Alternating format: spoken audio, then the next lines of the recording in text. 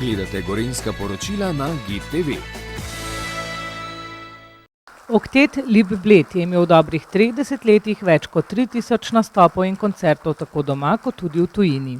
Izkazal se je za izredno raznovrsten in kakovosten zbor, ki od vsakega posameznika zahteva predanost, angažma in stalno strokovno izpopolnjevanje.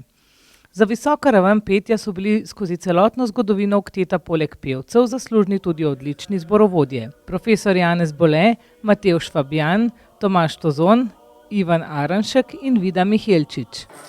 Jaz sem v bistvu začela pomagati že pri prejšnjem dirigentu, ko je bil včasih za kratek čas odsoten in je mene povabil, da pridem korepetirati, ker smo se pripravljali na 30-letnico okteta. Tako da potem se pa on odločil, da bo kar nehal in sem jaz uskočila in so me povabili v bistvu, da delam z njimi naprej. Jaz se počutim kar eno tako spoštovanje do njihove tradicije čutim, ker je le 30-33 let že je dolga doba.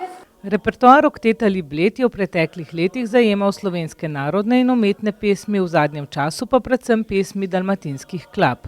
Največji uspeh so poželi v Dubrovniku, ker so slovenske narodne in umetne pesmi na glavni ulici Stradun predstavili kar 2000 poslušalcem. Kje vse nastopate? V okolici domačega kraja, na domačem odru, v Zasipu največkrat, v Gorjah smo peli, tukaj na Bledu, zadnjič v Kranju, Slovenijo pokrivamo glavno. O uspehu in priljubljenosti zbora iz Zasipa pričata tudi zgoščenka in audiokaseta z izvirnimi skladbami, ki so jo izdali v 90-ih letih prejšnjega stoletja.